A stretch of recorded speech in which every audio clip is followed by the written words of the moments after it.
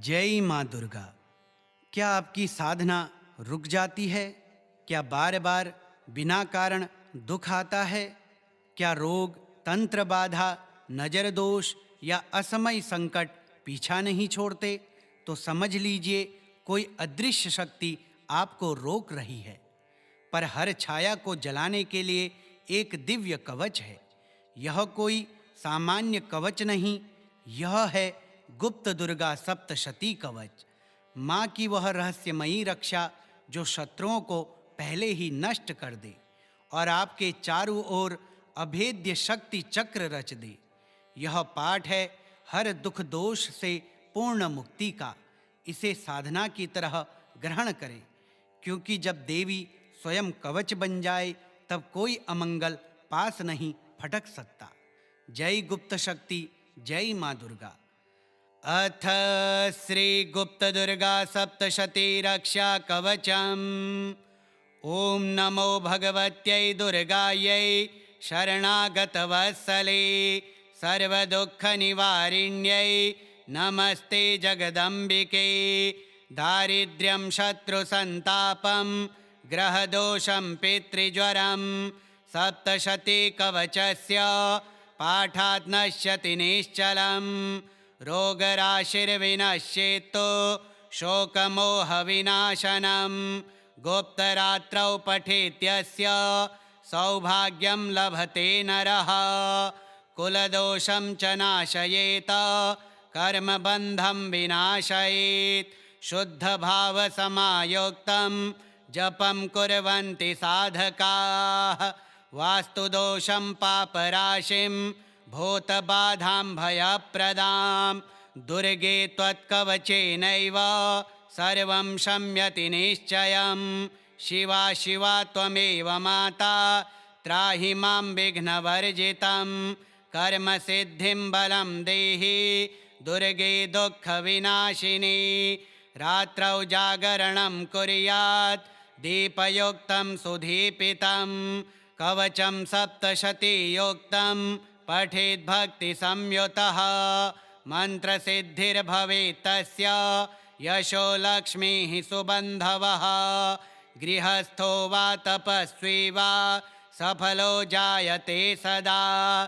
कष्टपीडाभयं दुःखं यं यं चिन्तयते जनः सर्वं नश्यति तस्याशो मातः स्तवनकृपया। अज्ञानं विनिवर्त्य त्वं ज्ञानदायिनी शक्तितः। शरणागतदीनार्त रक्षामि कुरु चाम्बिके। इदं कवचमायुष्यं पुण्यं पापविनाशनं गुप्तनवम्यां विशेषेण पठेद् भुक्तिमुक्तिदम्।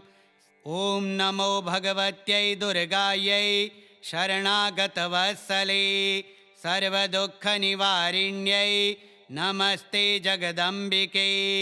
दारिद्र्यं शत्रुसन्तापं ग्रहदोषं पितृज्वरं सप्तशती कवचस्य पाठात् नश्यति निश्चलम्। रोगराशिर्विनश्येत्तो शोकमोहविनाशनं गुप्तरात्रौ पठेत्यस्य सौभाग्यं लभते नरः। कुलदोषं च नाशयेत कर्मबन्धं विनाशयेत्। शुद्धभावसमायुक्तं जपं कुर्वन्ति साधकाः वास्तुदोषं पापराशिं भूतबाधां भयप्रदां। दुर्गे त्वत्कवचेनैव सर्वं शम्यति निश्चयं। शिवा शिवा त्वमेव माता त्राहि मां विघ्नवर्जितं। कर्मसिद्धिं बलं देहि दुर्गे दुःखविनाशिनी। रात्रौ जागरणं कुर्यात् दीपयुक्तं सुदीपितं। कवचं सप्तशतीयुक्तं पठेद् भक्तिसंयुतः। मन्त्रसिद्धिर्भवेत् तस्य यशो लक्ष्मीः सुबन्धवः। गृहस्थो वा तपस्वी वा सफलो जायते सदा। कष्टपीडाभयं दुःखं यं यं चिन्तयते जनः सर्वं नश्यति तस्याशो मातः स्तवनकृपया अज्ञानं विनिवर्त्य त्वं ज्ञानदायिनि शक्तितः शरणागतदीनार्त रक्षामि कुरु चाम्बिके इदं कवचमायुष्यं पुण्यं पापविनाशनं गुप्तनवम्यां विशेषेण पठेद्भुक्तिमोक्तिदम्। ॐ नमो भगवत्यै दुर्गायै शरणागतवत्सले सर्वदुःखनिवारिण्यै नमस्ते जगदम्बिके।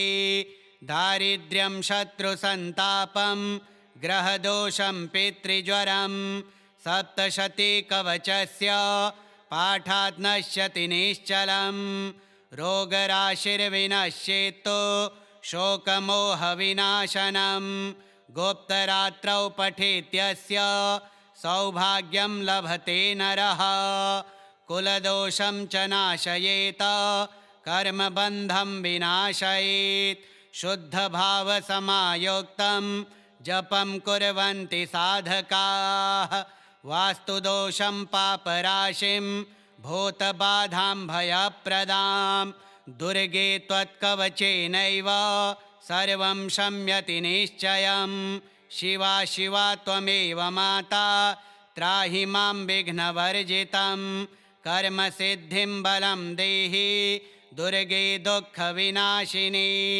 रात्रौ जागरणं कुर्यात् दीपयुक्तं सुदीपितं कवचं सप्तशतीयुक्तं पठेद्भक्तिसंयुतः मन्त्रसिद्धिर्भवेत् तस्य यशो लक्ष्मीः सुबन्धवः गृहस्थो वा तपस्वी वा सफलो जायते सदा कष्टपीडाभयं दुःखं यं यं चिन्तयते जनः सर्वं नश्यति तस्याशो मातः स्तवनकृपया अज्ञानं विनिवर्त्य त्वं ज्ञानदायिनि शक्तितः शरणागतदीनार्त रक्षामि कुरु चाम्बिके इदं कवचमायुष्यं पुण्यं पापविनाशनं गुप्तनवम्यां विशेषेण पठेद्भुक्तिमोक्तिदम्। ॐ नमो भगवत्यै दुर्गायै शरणागतवत्सले सर्वदुःखनिवारिण्यै नमस्ते जगदम्बिके। दारिद्र्यं शत्रुसन्तापं ग्रहदोषं पितृज्वरं सप्तशतीकवचस्य पाठात् नश्यति निश्चलं रोगराशिर्विनश्येत्तु शोकमोहविनाशनं गुप्तरात्रौ पठेत्यस्य सौभाग्यं लभते नरः कुलदोषं च नाशयेत कर्मबन्धं विनाशयेत् शुद्धभावसमायुक्तं जपं कुर्वन्ति साधकाः वास्तुदोषं पापराशिं भूतबाधां भयप्रदां दुर्गे त्वत्कवचेनैव सर्वं शम्यति निश्चयं शिवा शिवा त्वमेव माता त्राहि मां विघ्नवर्जितं कर्मसिद्धिं बलं देहि दुर्गे दुःखविनाशिनी रात्रौ जागरणं कुर्यात् दीपयुक्तं सुदीपितं कवचं सप्तशतीयुक्तं पठेद्भक्तिसंयुतः मन्त्रसिद्धिर्भवेत् तस्य यशो लक्ष्मीः सुबन्धवः गृहस्थो वा तपस्वी वा सफलो जायते सदा कष्टपीडाभयं दुःखं यं यं चिन्तयते जनः सर्वं नश्यति तस्याशो मातः स्तवनकृपया अज्ञानं विनिवर्त्य त्वं ज्ञानदायिनि शक्तितः शरणागतदीनार्त रक्षामि कुरु चाम्बिके इदं कवचमायुष्यं पुण्यं पापविनाशनं गुप्तनवम्यां विशेषेण पठेद्भुक्तिमोक्तिदम्। ॐ नमो भगवत्यै दुर्गायै शरणागतवत्सले सर्वदुःखनिवारिण्यै नमस्ते जगदम्बिके।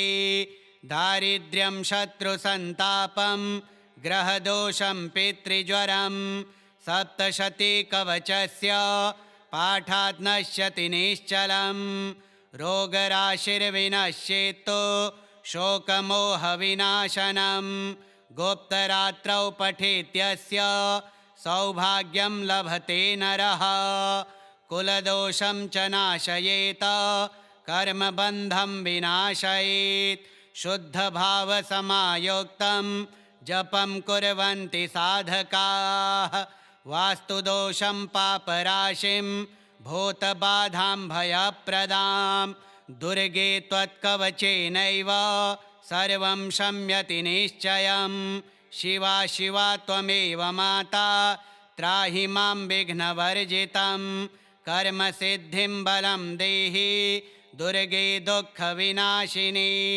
रात्रौ जागरणं कुर्यात् दीपयुक्तं सुदीपितं कवचं सप्तशतीयुक्तं पठेद् भक्तिसंयुतः मन्त्रसिद्धिर्भवेत् तस्य यशो लक्ष्मीः सुबन्धवः गृहस्थो वा तपस्वी वा सफलो जायते सदा कष्टपीडाभयं दुःखं यं यं चिन्तयते जनः सर्वं नश्यति तस्याशो मातः स्तवनकृपया अज्ञानं विनिवर्त्य त्वं ज्ञानदायिनि शक्तितः शरणागतदीनार्त रक्षामि कुरु चाम्बिके इदं कवचमायुष्यं पुण्यं पापविनाशनं गुप्तनवम्यां विशेषेण पठेद्भुक्तिमोक्तिदम् ॐ नमो भगवत्यै दुर्गायै शरणागतवत्सले सर्वदुःखनिवारिण्यै नमस्ते जगदम्बिके दारिद्र्यं शत्रुसन्तापं ग्रहदोषं पितृज्वरं सप्तशतीकवचस्य पाठात् नश्यति निश्चलं रोगराशिर्विनश्येत्तु शोकमोहविनाशनं गुप्तरात्रौ पठेत्यस्य सौभाग्यं लभते नरः कुलदोषं च नाशयेत कर्मबन्धं विनाशयेत् शुद्धभावसमायुक्तं जपं कुर्वन्ति साधकाः वास्तुदोषं पापराशिं भूतबाधां भयप्रदां दुर्गे त्वत्कवचेनैव सर्वं शम्यति निश्चयं शिवा शिवा त्वमेव माता त्राहि मां विघ्नवर्जितं कर्मसिद्धिं बलं देहि दुर्गे दुःखविनाशिनी रात्रौ जागरणं कुर्यात् दीपयुक्तं सुदीपितं कवचं सप्तशतीयुक्तं पठेद् भक्तिसंयुतः मन्त्रसिद्धिर्भवेत् तस्य यशो लक्ष्मीः सुबन्धवः गृहस्थो वा तपस्वी वा सफलो जायते सदा कष्टपीडाभयं दुःखं यं यं चिन्तयते जनः सर्वं नश्यति तस्याशो मातः स्तवनकृपया अज्ञानं विनिवर्त्य त्वं ज्ञानदायिनि शक्तितः शरणागतदीनार्त रक्षामि कुरु चाम्बिके इदं कवचमायुष्यं पुण्यं पापविनाशनं गुप्तनवम्यां विशेषेण पठेद्भुक्तिमोक्तिदम् ॐ नमो भगवत्यै दुर्गायै शरणागतवत्सले सर्वदुःखनिवारिण्यै नमस्ते जगदम्बिके दारिद्र्यं शत्रुसन्तापं ग्रहदोषं पितृज्वरं सप्तशतीकवचस्य पाठात् नश्यति निश्चलं रोगराशिर्विनश्येत्तु शोकमोहविनाशनं गुप्तरात्रौ पठेत्यस्य सौभाग्यं लभते नरः कुलदोषं च नाशयेत कर्मबन्धं विनाशयेत् शुद्धभावसमायुक्तं जपं कुर्वन्ति साधकाः वास्तुदोषं पापराशिं भूतबाधां भयप्रदां दुर्गे त्वत्कवचेनैव सर्वं शम्यति निश्चयं। शिवा शिवा त्वमेव माता त्राहि मां विघ्नवर्जितं। कर्मसिद्धिं बलं देहि दुर्गे दुःखविनाशिनी। रात्रौ जागरणं कुर्यात् दीपयुक्तं सुदीपितं। कवचं सप्तशतीयुक्तं पठेद् भक्तिसंयुतः। मन्त्रसिद्धिर्भवेत् तस्य यशो लक्ष्मीः सुबन्धवः। गृहस्थो वा तपस्वी वा सफलो जायते सदा। कष्टपीडाभयं दुःखं यं यं चिन्तयते जनः सर्वं नश्यति तस्याशो मातः स्तवनकृपया। अज्ञानं विनिवर्त्य त्वं ज्ञानदायिनि शक्तितः। शरणागतदीनार्त रक्षामि कुरु चाम्बिके। इदं कवचमायुष्यं पुण्यं पापविनाशनं। गुप्तनवम्यां विशेषेण पठेद् भुक्तिमोक्तिदम्। ॐ नमो भगवत्यै दुर्गायै शरणागतवत्सले सर्वदुःखनिवारिण्यै नमस्ते जगदम्बिके। दारिद्र्यं शत्रुसन्तापं ग्रहदोषं पितृज्वरं सप्तशतीकवचस्य पाठात् नश्यति निश्चलम्। रोगराशिर्विनश्येत्तो शोकमोहविनाशनं। गुप्तरात्रौ पठेत्यस्य सौभाग्यं लभते नरः। कुलदोषं च नाशयेत कर्मबन्धं विनाशयेत्। शुद्धभावसमायुक्तं जपं कुर्वन्ति साधकाः।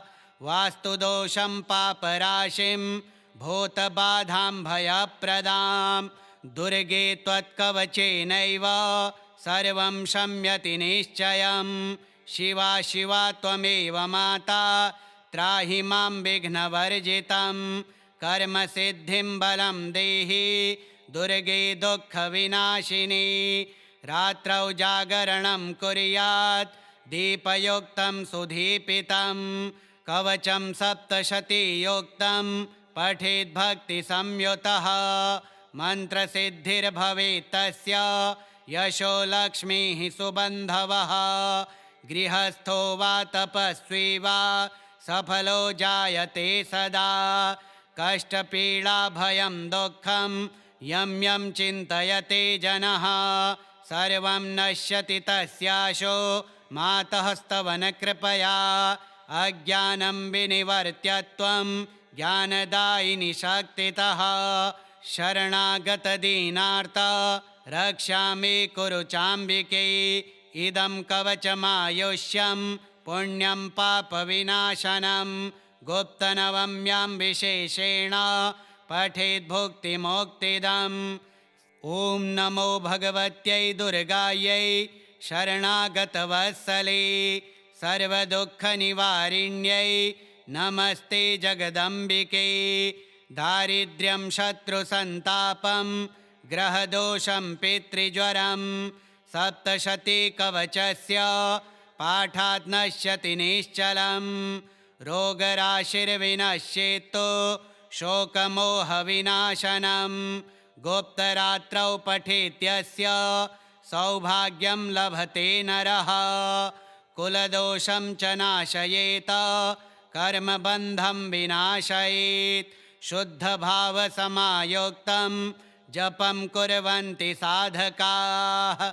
वास्तुदोषं पापराशिं भूतबाधां भयप्रदां। दुर्गे त्वत्कवचेनैव सर्वं शम्यति निश्चयं। शिवा शिवा त्वमेव माता त्राहि मां विघ्नवर्जितं। कर्मसिद्धिं बलं देहि दुर्गे दुःखविनाशिनी। रात्रौ जागरणं कुर्यात् दीपयुक्तं सुदीपितं। कवचं सप्तशतीयुक्तं पठेद् भक्तिसंयुतः। मन्त्रसिद्धिर्भवेत् तस्य यशो लक्ष्मीः सुबन्धवः। गृहस्थो वा तपस्वी वा सफलो जायते सदा। कष्टपीडाभयं दुःखं यं यं चिन्तयते जनः सर्वं नश्यति तस्याशो मातः स्तवनकृपया अज्ञानं विनिवर्त्यत्वं ज्ञानदायिनि शक्तितः शरणागतदीनार्त रक्षामि कुरु चाम्बिके इदं कवचमायुष्यं पुण्यं पापविनाशनं गुप्तनवम्यां विशेषेण पठेद्भुक्तिमोक्तिदम् ॐ नमो भगवत्यै दुर्गायै शरणागतवत्सले सर्वदुःखनिवारिण्यै नमस्ते जगदम्बिके दारिद्र्यं शत्रुसन्तापं ग्रहदोषं पितृज्वरं सप्तशतीकवचस्य पाठात् नश्यति निश्चलं रोगराशिर्विनश्येत्तु शोकमोहविनाशनं गुप्तरात्रौ पठेत्यस्य सौभाग्यं लभते नरः कुलदोषं च नाशयेत कर्मबन्धं विनाशयेत् शुद्धभावसमायुक्तं जपं कुर्वन्ति साधकाः वास्तुदोषं पापराशिं भूतबाधां भयप्रदां दुर्गे त्वत्कवचेनैव सर्वं शम्यति निश्चयं शिवा शिवा त्वमेव माता त्राहि मां विघ्नवर्जितं कर्मसिद्धिं बलं देहि दुर्गे दुःखविनाशिनी रात्रौ जागरणं कुर्यात् दीपयुक्तं सुदीपितं कवचं सप्तशतीयुक्तं पठेद्भक्तिसंयुतः मन्त्रसिद्धिर्भवेत् तस्य